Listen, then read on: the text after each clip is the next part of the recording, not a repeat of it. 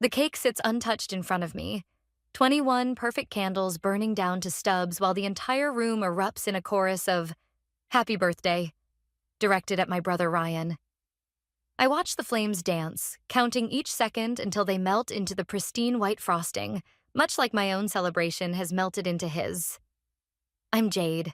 Today is my 21st birthday, and I'm watching my parents throw a party for my brother's latest internship offer. Make a wish, champion. My father's voice booms across our living room, his hand clasped proudly on Ryan's shoulder. The same shoulder that's wearing the designer suit they bought him last week, while I'm still wearing the dress I bought at a thrift store with my cafe wages. This is such a proud moment. My mother gushes, her mascara slightly smudged from happy tears. Harvard Law's top internship program. We always knew you were destined for greatness. I grip my fork until my knuckles turn white. The metal bites into my palm, grounding me as the room spins with congratulatory cheers. Aunt Carol is dabbing her eyes. Uncle Steve is already talking about connections at his law firm. My cousin Sophie catches my eye from across the room, her expression a mirror of my disgust. Speech? Someone calls out, and Ryan stands, flashing that perfect smile that's gotten him everything he's ever wanted. I just want to thank everyone for being here today. He starts, and I can't help but notice how he's positioned himself in front of the happy birthday banner, my banner, that Mother hastily covered with congratulations streamers this morning. The words bubble up before I can stop them. Interesting timing for this celebration. The room goes quiet. Mother's smile freezes, that practiced expression she uses when trying to maintain control. Jade, dear, let's not— Not what, Mother? Not mention that it's my birthday? Or not mention how you converted my celebration into Ryan's victory lap? You're being dramatic. Father cuts in, his tone sharp. This is a significant achievement for the family. The family? I laugh, and it sounds hollow even to my ears. You mean for Ryan. Everything's always for Ryan. Ryan at least has the decency to look uncomfortable. Sis, come on. Don't sis me. I stand up, my chair scraping against the hardwood floor. 21 years of watching you get everything while I get the leftovers. Did you know I got accepted into Columbia's writing program? Of course not, because when I told them last week, they were too busy planning this party. That's enough. Father's face is turning red. You're embarrassing yourself in this family. This family embarrasses itself. I snap back. The great Derek and Laura, so focused on their golden child, they forgot they had a daughter. Well, congratulations. You've finally pushed me to my limit. Mother steps forward, her voice trembling. If you can't appreciate what we've done for this family, perhaps you should— Should what? Leave? Is that what you want to say, Mother? Finally get rid of the disappointment? If that's how you feel. Father says coldly, there's the door. The room holds its breath. I look around at the faces. Some shocked, some embarrassed, some carefully neutral. Only Sophie and my grandmother Margaret show any sign of understanding. Fine. I grab my purse from the coat rack. Happy birthday to me. Jade. Ryan calls after me, but I'm already walking out the door. The spring air hits my face, carrying the scent of blooming cherry blossoms.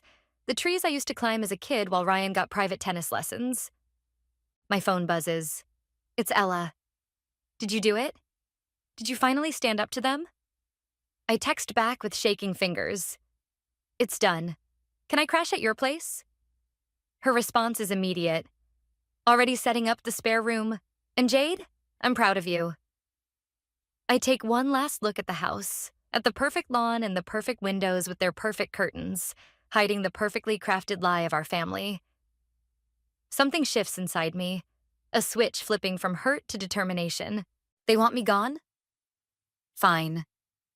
But they're about to learn that the daughter they never wanted is the one they should have feared the most. Ella's spare room feels like a life raft in a storm. 3 days since I walked out, and the silence of not having to measure every word, every breath, is almost deafening. I sit cross-legged on the borrowed bed, staring at my phone's black screen, counting the notifications I'm not getting from my family. Earth to Jade, Ella says, leaning against the doorframe with 2 steaming mugs. Your coffee's getting cold and your interview outfit is getting wrinkled. I smooth out the blazer laid across the bed. Sorry, just thinking about. Don't. She hands me the coffee. That's your third time almost mentioning them today. We're focusing on your future, remember? The coffee burns my tongue, but I welcome the pain. It's better than the hollow feeling in my chest. The Urban Grind interview is in 2 hours. I should probably. My phone buzzes. Grandmother Margaret's name lights up the screen. Jade, darling, are you safe? I'm okay, Gran. I'm staying with Ella. Good girl. Listen carefully. I've been waiting for you to finally stand up to them. There are things you need to know, but not over the phone. Can you meet me at Riverside Park tomorrow? The usual bench? Before I can respond, I hear Mother's voice in the background. Margaret quickly adds, I have to go. Tomorrow, 10 o'clock. And hangs up. Ella raises an eyebrow. That sounded cryptic. Gran's always been different from the rest of them. She actually sees me. I stand up, straightening my blazer. But right now, I need this job. I can't keep crashing here without contributing. Please, as if I'd let you pay rent. Ella throws a cushion at me. But you're right about the job. You need your own money if you're really cutting ties. The Urban Grind sits on the corner of maple-lined Cedar Street, its brick facade warm and inviting. Inside, the interview room smells like freshly ground coffee and possibility. Your application is impressive, the manager, Sarah, says, but there's a gap in your references. No family contacts? I meet her eyes steadily. I prefer to keep my professional and personal life separate. She nods, something knowing in her expression. Fair enough. When can you start? Walking out with a job offer and training schedule, I almost miss Ryan leaning against my car. Almost. Nice ride, he says, tapping the rusty fender of my secondhand Honda. Better than walking, I guess. What do you want? To talk. You're still my sister, Jade. Funny, I don't remember you mentioning that at the party. He runs a hand through his perfect hair, a nervous tic I recognize from childhood. Look, I didn't know they were going to hijack your birthday. I tried to tell them, save it. I unlock my car door. You've never had to try for anything in your life, Ryan. Everything's just handed to you while I scrape by. Did you know they promised to pay for my college, too? Funny how that money disappeared right when your law school deposits were due. His face pales slightly. That's not... I didn't know... Exactly. You never know because you never have to look. Must be nice in that bubble of yours. Mom and Dad are worried. They want you to come home. I laugh, and it sounds bitter even to my ears. Home? That stopped being my home the day they decided I was worth less than you. Tell them I said thanks for the birthday gift. Clarity looks good on me. As I drive away, my phone buzzes with a text from Sophie. Found something in Uncle Derek's study. You need to see these papers. Can you meet tonight? I glance in my rearview mirror. Ryan's still standing there, looking lost for maybe the first time in his life. Good. Let him feel a fraction of what I've felt for years. Tomorrow, I'll meet Gran and hear whatever she needs to tell me. Tonight, I'll see what Sophie's found. The pieces are moving, and for once, I'm not just a pawn in someone else's game. Ella's waiting when I get back, victory cupcake in hand. Got the job? Start training tomorrow. I take the cupcake, but don't eat it. Ella, I need to ask you something. If this gets ugly, really ugly, are you sure you want to be involved? She takes my hand, squeezing it tight. Honey, I've watched them dim your light for years. It's about time someone helped you shine. I squeeze back, thinking of Gran's cryptic call and Sophie's message. Then let's get started. The morning air bites at my face as I hurry through Riverside Park. Gran's already at our bench, her silver hair catching the autumn light. She's holding a thick manila envelope, her fingers trembling slightly as she grips it. You look tired, darling, she says as I sit beside her. First week at the new job. Everything hurts except my pride. I try to smile, but Gran's expression stops me. What's wrong? She presses the envelope into my hands. These are copies of documents I found in your father's study last year. Bank statements, transfer records, letters, the truth about your college fund. Inside, I find papers dating back 5 years. My fingers go numb as I scan the numbers. This can't be right. There's over $200,000 here. Your grandfather set up trust funds for both you and Ryan before he died. Equal amounts. Gran's voice hardens. Your father was supposed to be the trustee until you turned 21. Yesterday. The world tilts sideways. But they said they couldn't afford my tuition. That's why I had to take out loans. They transferred your money to Ryan's account. Gradually, over years, private schools, sports camps, that ridiculous car. She takes my hand. I tried to stop it, but Derek threatened to cut off my access to the family if I interfered. My phone buzzes. Sophie calling. I ignore it, my hands shaking as I flip through more documents. Does Ryan know? No. He's as much a victim of their manipulation as you are, just in a different way. They've made him dependent, entitled. Another buzz. Sophie again. This time I answer. Jade, thank God. You need to get home right now. Your father found out I was in his study. He's destroying everything. My heart stops. What do you mean, destroying? Papers, files, everything. He knows someone's been looking into the accounts. He's in a complete panic. Gran grabs my arm. Go, now. I'll make copies of these. I drive like a woman possessed, reaching my parents' house in record time. Sophie meets me at the side door, her face pale. They're in the study. Your mom's trying to calm him down, but a crash from upstairs cuts her off. We race up together, finding the study door locked. Open this door. I pound on the wood. I know what you did with my trust fund. Silence falls inside. Then my father's voice, eerily calm. You don't understand anything, Jade. I understand enough. $200,000, Dad. My future. You stole it. We invested it in your brother's future. The family's future. Mother's voice now, strained. Everything we did was for this family. No, I say, my voice steady despite the rage burning in my chest. Everything you did was for Ryan. And now everyone's going to know. The door flies open. Father stands there, papers scattered around him, a wastepaper basket smoldering with half-burned documents. You wouldn't dare destroy this family's reputation. You already did that yourself. I hold up my phone, recording. And now I have proof. His face contorts. You ungrateful. Derek! Mother grabs his arm as he steps toward me. For the first time, I see fear in her eyes. Sophie slips past them into the study, quickly gathering fallen papers. I'm done covering for you, Uncle Derek. This ends now. You're both making a terrible mistake, Mother says, but her voice wavers. I laugh, and it sounds like breaking glass. No, the mistake was thinking you could get away with this forever. The mistake was believing I'd stay quiet. The mistake was forgetting that I'm your daughter, too. Father slumps against his desk, suddenly looking old. You don't understand what pressure we were under. Ryan's future? Save it for the lawyers. I turn to leave, then pause. Oh, and happy birthday to me. Finally got my inheritance after all. Outside, Sophie hands me the salvaged papers, her hands shaking. What now?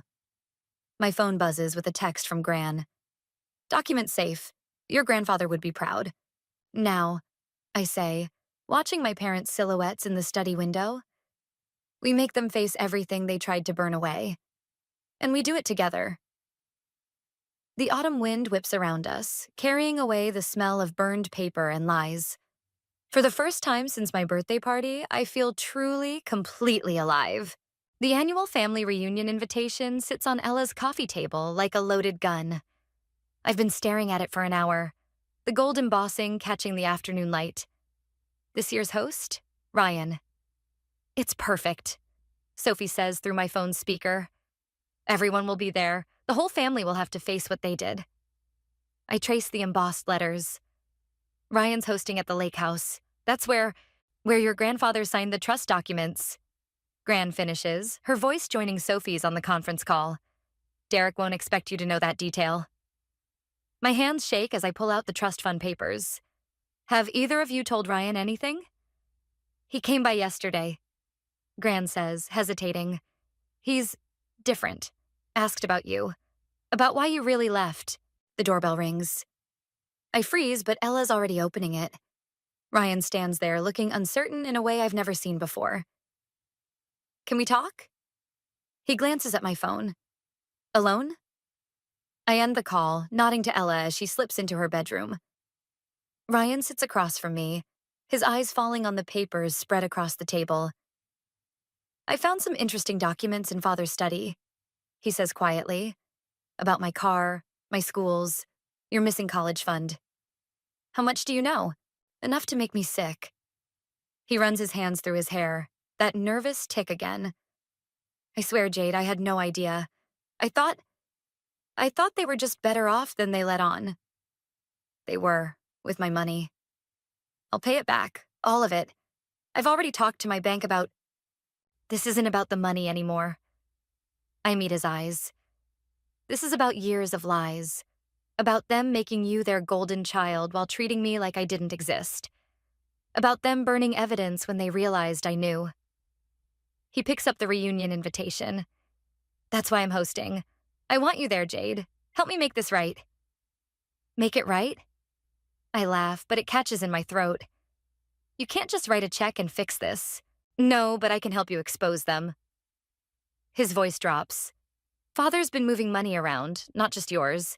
There are other accounts, other families involved. Aunt Carol's kids' inheritance, Uncle Steve's business loans. My heart stops. How deep does this go? Deep enough to destroy him. To destroy them both. He pulls out his phone, showing me screenshots of bank statements. The lake house party? It's not just a reunion. Father's planning to announce his retirement, hand everything over to me. His company, his reputation, his secrets. I study my brother's face, looking for any trace of manipulation. Why are you showing me this? Because you're my sister. Because I was too blind to see what they were doing to you. Because... He swallows hard. Because I need your help to stop them before they do this to anyone else. The invitation seems to pulse with new meaning. The whole family will be there. Everyone they've ever stolen from. Everyone they've lied to. Ryan's hands clench. Help me end this, Jade. Not just for you. For all of us. I stand, walking to Ella's window. The street below is filling with evening traffic. People heading home to their normal families, their uncomplicated lives. If we do this, I say finally, we do it my way. No warnings, no chances for them to hide more evidence. Agreed. Ryan stands too. But Jade, there's something else you should know. About Grandmother Margaret. My stomach drops. What about her? She didn't just find those documents last year. She's been tracking their schemes for decades, and... He hesitates. She has proof that this started before we were even born. With our real inheritance. The one our grandfather never meant for Father to control. The pieces click together. Gran's careful questions over the years, her subtle support, her determination to keep me independent. The reunion's in 2 weeks, Ryan says, heading for the door. Whatever you decide, I'm done being their puppet. After he leaves, Ella emerges. Well? I pick up the invitation, feeling its weight. Call Sophie and Gran. We need to move faster than we planned. Are you sure about trusting Ryan? I think about his nervous tick, his screenshots, the sick look in his eyes. No, but I'm sure about one thing. This just got bigger than revenge. The invitation catches the last ray of sunlight, glinting like a blade. The lake house looms ahead as I drive up the winding road, its windows reflecting the setting sun like warning signals. 3 days until the reunion, and my hands won't stop shaking. Ryan's car is already parked out front, along with Gran's old Mercedes. I find them in the study, surrounded by papers and laptops. Gran looks up first, her face tight with worry. It's worse than we thought, darling. Ryan turns his laptop toward me. Father's been moving money through shell companies for years, not just family funds, Corporate accounts, client trusts, everything. The screen shows a maze of transactions, each one leading back to familiar names. Aunt Carol's children's college funds, Uncle Steve's failed business loans, Cousin Thomas's medical care money. He's built his entire empire on stolen futures, Gran says quietly. Your grandfather suspected but could never prove it. My phone buzzes. A text from Sophie. Uncle Derek just left our house. He knows something's wrong. Be careful. We need to move faster, Ryan says, running his hands through his hair. He's already started transferring assets overseas. Once that's done, he'll disappear with everything. I finish, including the proof. Gran touches a stack of old letters. There's something else. Your mother, she's not just complicit. She's been the architect of all this. The accounting, the cover-ups, the manipulations, they're all in her handwriting. The room spins slightly. I grip the back of a chair, feeling the smooth wood under my fingers. All those times she pushed me aside. She wasn't just favoring Ryan. She was protecting their scheme. Jade. Ryan's voice is strange. There's more. Look at this. He hands me a document, dated 21 years ago. My birth certificate, with an attached insurance policy. A life insurance policy. In Mother's name. She took it out the day you were born. Gran whispers. $5 million. Payable only if I died before 21. The words taste like ash. That's why they threw Ryan's party on my birthday. They were celebrating that the policy expired. That they didn't have to. The study door slams open. Mother stands there, her perfect makeup not quite hiding her fury. What are you doing here? Laura. Gran starts, but Mother cuts her off. You've poisoned them against us, haven't you, Margaret? Filled their heads with lies about their father? The only lies here are yours, I say, holding up the insurance policy. Were you disappointed when you didn't get to cash this in? Something flickers in her eyes. Not guilt, but frustration. You don't understand what it takes to build something lasting. To secure a legacy. By betting on your daughter's death? Ryan stands, his face pale. By stealing from our entire family? Everything we did was for you, Ryan. For your future. She steps forward, reaching for him. We can still protect that future. Together. Just help me gather these papers and we can... Stop. My voice doesn't shake anymore. Every word you say just proves what you really are. What you've always been. And what's that? Her smile is razor sharp. A monster who saw her children as investments. Nothing more. She laughs, and it sounds like breaking glass. Oh, darling, you have no idea what real monsters look like. But you will. She pulls out her phone.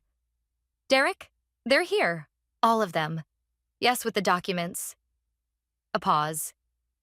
Of course, I'm sure. It's time to implement contingency plan B. The line goes dead, and Mother's smile widens. You have 30 minutes to leave this house and forget everything you've seen. After that? She shrugs elegantly. Well, accidents do happen at lake houses, even to adults. You're threatening us? Ryan steps between her and me. Your own children? I'm protecting our legacy, as I always have. She turns to leave, then pauses. Oh, and Jade? Happy belated birthday. Such a shame you won't make it to 22. After she's gone, Gran grabs her keys. We need to move, now. Get everything to my car. But I'm staring at the insurance policy, something clicking into place. No, we stay. Jade. The reunion's in 3 days. Everyone will be here. I meet Ryan's eyes, seeing my own determination reflected back. Let them come. All of them. It's time they saw what real monsters look like in the daylight. Gran touches my arm. And if your parents follow through on their threat, I pick up Mother's forgotten phone, left deliberately on the desk. Then they'll have to explain a lot more than missing money to the police, because I just recorded every word. The lake house windows darken with the setting sun, no longer reflecting warnings but promises. In 3 days, everything changes, one way or another. The lake house fills with relatives as evening falls, their chatter echoing off the walls like accusations. I stand in the corner of the great room, watching Father work the crowd with practiced charm. Mother floats between groups, her laugh just a touch too bright. Ryan hasn't arrived yet. Quite the turnout, Sophie whispers, appearing at my elbow. Aunt Carol's been crying in the bathroom. Something about Thomas's medical bills coming due. My phone buzzes. A text from Ryan. Delayed. Someone broke into my apartment. All the documents are gone. The room suddenly feels too small, too warm. I slip onto the balcony, gripping the railing until my knuckles turn white. Another buzz. Police are here. Father's name came up in their questions. Problems? Mother's voice makes me jump. She stands in the doorway, backlit by the party lights, looking more predator than parent. Such a shame about Ryan's break-in.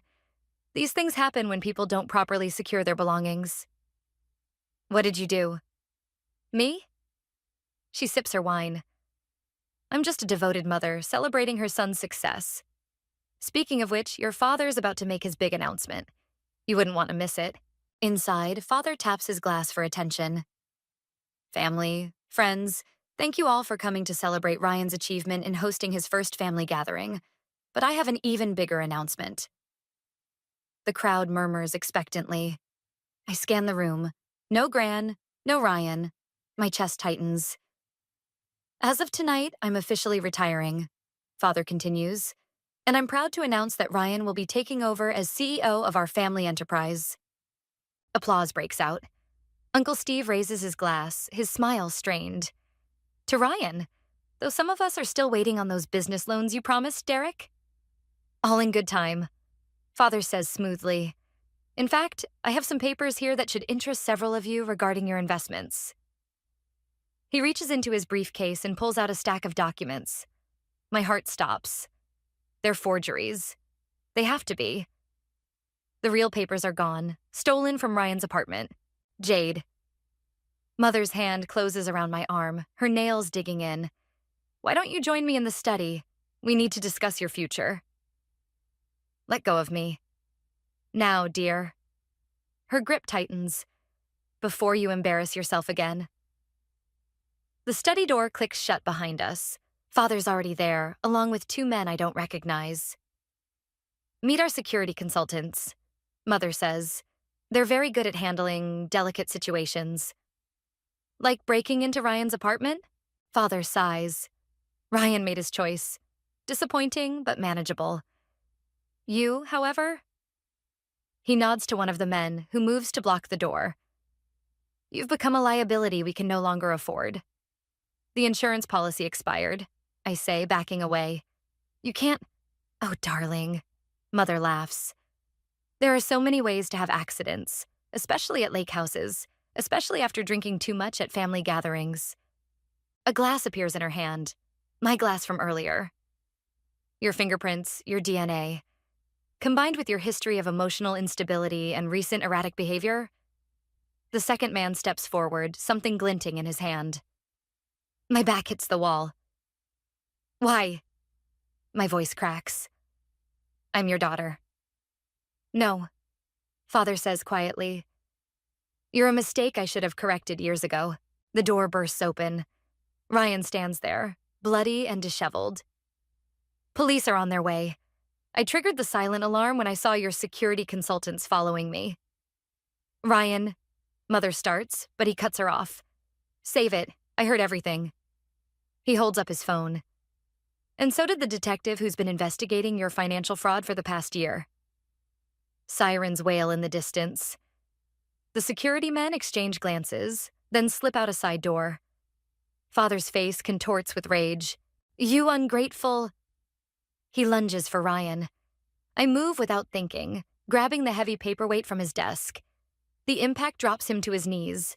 Mother screams, but it's drowned out by the sound of breaking glass and shouting from the great room. Gran's voice rises above the chaos. The real documents are being projected on the wall right now. Every transaction, every theft, every lie. Father struggles to his feet, blood trickling from his temple. You've destroyed everything. No, I say, my voice steady despite my shaking hands. You did that yourself. Years ago, when you decided money was worth more than your children's love. The sirens grow louder. Mother backs away, her perfect mask finally cracking. Derek, the offshore accounts are frozen, Ryan finishes, along with everything else. Blue lights flash through the windows as police cars fill the driveway. I look at my parents, really look at them, and feel nothing but pity. Happy retirement, Father, I say, and walk out to face whatever comes next. The great room erupts into chaos as the projector displays decades of financial records across the wall. Aunt Carol collapses into a chair, Uncle Steve hurls his glass across the room, and cousins I haven't spoken to in years start shouting all at once. Father stands frozen at the front of the room, his retirement speech forgotten. Mother's perfect smile cracks like thin ice. Those documents are fabricated, she announces, but her voice wavers. This is nothing but a desperate attempt by our jealous daughter to— To what, Mother? Tell the truth? I step forward, Ryan at my side. About how you stole from everyone in this room? About the life insurance policy you took out on me? About how you were willing to kill your own daughter tonight to keep your secrets? The room falls silent. Even the police officers who just entered pause, hands on their weapons. Everything we did. Father starts, then stops as Gran walks in, carrying a familiar leather briefcase. Is that what you told yourself, Derek? When you forged your father's signature on those trust documents? She opens the briefcase, pulling out yellowed papers. Or when you and Laura orchestrated my husband's accident after he threatened to expose you? Mother's composure shatters. You can't prove— Actually, she can. Ryan's voice is steel. Grandfather's original autopsy report, the one you buried, the one showing poison in his system. Father lunges for the briefcase, but the police are faster. As they read him his rights, he locks eyes with me. You ungrateful child, he spits.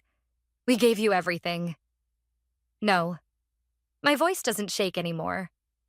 You took everything. My inheritance, my education, my childhood. You even tried to take my life. We were protecting the family legacy. Mother shrieks as an officer approaches her. Everything was for this family. Was it? I gesture to the room, to the devastated faces of our relatives. Look around, Mother. Look at all the lives you've destroyed. The children who couldn't afford college, Thomas's medical bills, Uncle Steve's failed business. All so you could build Ryan into your perfect heir. I never wanted that. Ryan steps forward. I never wanted any of it. Mother's face twists. Then you're as weak as she is. All our sacrifices wasted on— Sacrifices? I laugh, and it sounds like breaking chains. You sacrificed nothing. You stole, you lied, you murdered. And for what? To feel powerful? To play God with other people's lives? You don't understand what it takes to build something lasting, Father says, echoing Mother's words from earlier. But now they sound hollow, desperate. I understand perfectly. I pull out my phone, playing the recording of their threats in the study. I understand that you're not parents. You're not even human. You're just empty shells so afraid of losing control that you destroy your own children to keep it. As the police lead them away, Mother turns back one last time. This isn't over, Jade. Families like ours don't air their dirty laundry. No one will believe. Everyone already believes. Sophie points to the windows where news vans are pulling up. The whole story's going live right now. Every transaction, every threat, every crime. Father slumps in defeat, but Mother struggles against the officers. You've destroyed everything. No, Mother. I watch as they're led away, feeling nothing but a profound emptiness. I've set everyone free, including myself. The room buzzes with shocked conversations and legal discussions. Aunt Carol hugs me, crying about finally being able to send her kids to college. Uncle Steve talks with the detective about recovering his stolen funds. Thomas's mother thanks me through tears. Ryan touches my arm. You okay? I don't know. I look around at the wreckage of our family's facade. Are any of us? We will be. Gran appears beside me, her eyes fierce with pride. Your grandfather would be proud, darling. You've done what he couldn't, exposed the truth. The truth, I repeat, tasting the word. It feels different now, less like revenge and more like justice. What happens next? Next? Sophie joins us, linking her arm through mine. We rebuild, but this time on a foundation of truth. Through the windows, I watch my parents disappear into separate police cars.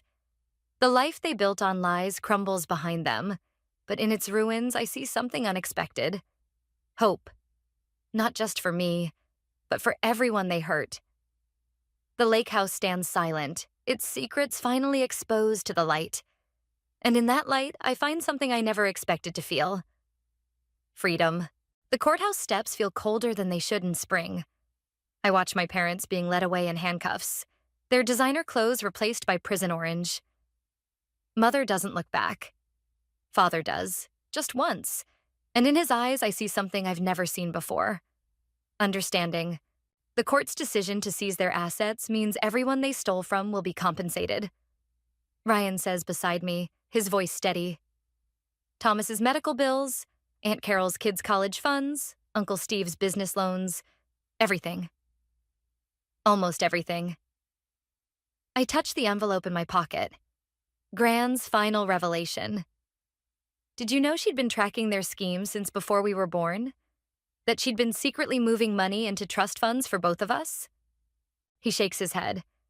She protected us in her own way, just like you protected everyone by exposing the truth. Inside the envelope, photographs show a younger version of our grandmother, standing beside our grandfather at the lake house. Their smiles are genuine, untainted by the greed that would later poison our family. I found this in Father's study. I hand Ryan a letter, its edges worn. It's from Grandfather, written the day before he died. He knew what they were doing. He was going to stop them. And they killed him for it. Ryan's hands shake as he reads. All these years, I thought. We both thought what they wanted us to think. I take the letter back, feeling its weight. But Gran knew. She waited, gathered evidence, protected us until we were ready to face the truth. A familiar voice calls out, Jade! Ella runs up the courthouse steps, waving a newspaper. You need to see this. The headline reads, Family Empire Falls. Whistleblower Daughter Exposes Decades of Fraud. Below it, a smaller headline, Margaret Chen's Secret Legacy. How One Grandmother Protected Future Generations. There's more, Sophie says, appearing with her laptop. People are coming forward, other families, other victims. Your parents' scheme went beyond just our family, and now they can't hurt anyone else, I say. But the victory feels different than I imagined. Hollow, yet somehow fuller. Gran joins us, her silver hair catching the sunlight. Your grandfather used to say that family legacies aren't built on money or power. They're built on truth and love. I thought this was about revenge, I admit. About making them pay for what they did to me. But it was never just about me, was it? No, darling. She takes my hand. It was about breaking a cycle. About choosing what kind of legacy you want to leave. Ryan stares at the courthouse doors. What do we do now? The company, the properties, everything they built. We rebuild, I say, surprising myself. Not their way, with lies and manipulation, but honestly, together. Together, Sophie echoes, linking arms with me.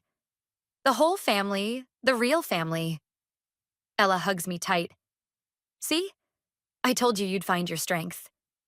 But as I look around at these people, my brother who chose truth over privilege, my grandmother who protected us silently for years, my cousin who stood by me, my friend who never wavered, I realize something.